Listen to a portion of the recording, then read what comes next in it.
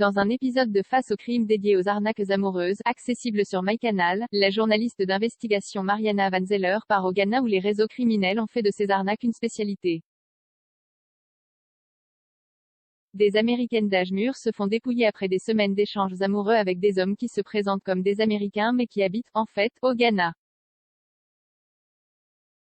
Pourquoi ces réseaux se sont spécialisés dans la rencontre amoureuse? Comment se retrouve-t-on à vider son compte en banque pour une personne qu'on n'a jamais vue IRL? Un épisode de Face au crime dédié aux arnaques amoureuses en ligne, diffusé ce mardi sur la chaîne National Geographic et accessible sur MyCanal pendant un mois, pose ses caméras au Ghana où les love scams sont monnaie courante. La journaliste d'investigation Mariana Van Zeller part à la rencontre de victimes, des Américaines d'âge mûr plutôt aisées, divorcées ou veuves, qui ont versé des sommes colossales à leur prince charmant d'eux. 0. De l'autre côté de l'écran, celui qui se présente comme un Américain bien sous tout rapport est en fait un Ghanéen qui travaille pour un réseau organisé d'arnaques amoureuses. Ces escroqueries ont fait un bond pendant la crise sanitaire du Covid-19. Les pertes déclarées en 2021 ont atteint un record de 547 millions de dollars, selon un article du Federal Trade Commission, FTC, publié en février 2022. De son côté, la plateforme Arcos Labs, spécialisée dans les fraudes et leur prévention, a dénombré plus de 4 millions d'escroqueries sur des applications de rencontres, selon un article de Marie-Claire publié au mois de mai 2021. Pourquoi les célibataires semblent-ils faire des proies parfaites pour ces vols en ligne? Des semaines de mise en confiance. Le documentaire L'arnaqueur de Tinder sur Netflix, qui retrace les arnaques démentielles de l'Israélien Simon Leviev accusé d'avoir escroqué 3 femmes rencontrées sur l'application de rencontre, montre bien comment des femmes en quête d'amour se font dévaliser. D'abord une mise en confiance de plusieurs semaines, faite de cadeaux, de mots tendres. Elles sont en mal d'amour et pendant des semaines, il répond à toutes leurs attentes jusqu'au basculement. Simon Leviev, héritier diamantaire dans son scénario, se retrouve en danger de mort, il ne peut plus utiliser ses cartes bancaires pour éviter d'être repéré par ses ennemis. Ses conquêtes, inquiètes pour celui avec qui elle pense fonder une famille, lui versent des sommes colossales pour soutenir son train de vie de pacha. Mais le profil n'est pas toujours celui décrit par le documentaire de Netflix. Ce sont souvent des personnes célibataires, veuves, plus ou moins âgées, qui vivent une forme d'isolement affectif, observe Olivia Mons, porte-parole de l'association France Victimes. Il ne s'agit pas toujours de personnes qui sont activement sur des applications de rencontres, comme on peut le voir dans l'arnaqueur de Tinder. Elles peuvent avoir laissé leurs réseaux sociaux ouverts, ce qui permet aux prédateurs de les contacter facilement et de mettre en œuvre leur plan criminel.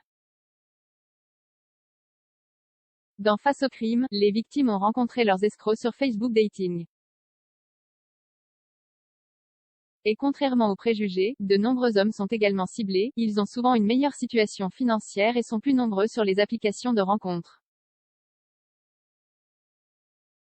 Si je veux, je peux vous escroquer, le piège est extrêmement bien fait, c'est parfois des semaines d'emprise, de mise en confiance, d'affection voire d'amour, décrit Olivia Mons. On fait tout pour la personne qu'on aime. Et même sans avoir rencontré son amant, la vie numérique prend une place très importante dans la vie quotidienne. Il n'y a qu'à observer les dégâts que causent les cyberharcèlements, poursuit-elle. On a l'impression que ça ne pourrait pas nous arriver parce qu'on est informé, mais ça peut arriver à n'importe qui. C'est d'ailleurs ce que dit l'un des arnaqueurs à Mariana Van Zeller dans le documentaire. Si je veux, je peux vous escroquer, lui assure-t-il. Les scénarios sont imparables. Et pour peu qu'on ait un peu d'humanité. Car l'escroc va jouer sur la corde sensible, un problème de santé, un danger imminent, une insécurité financière. Il est en voyage à l'étranger et s'est fait voler ses papiers, il a des soucis familiaux. Le canevas n'est pas toujours le même mais il fonctionne à tous les coups. D'autant que l'escroc a parfois commencé par envoyer des cadeaux comme Simon Leviev ou prêter de l'argent à la victime pour qu'elle n'y voie que du feu. Dans Face au crime, les arnaqueurs dégotent les scripts en ligne, les améliorent, ils ont réponse à tout, et ils travaillent en équipe. L'un s'occupe du scénario, un autre, spécialiste de retouche d'image, crée une fausse identité de toute pièce, un troisième, surnommé le finisher, prendra le relais à la toute fin quand la victime sera prête à mettre la main à la poche.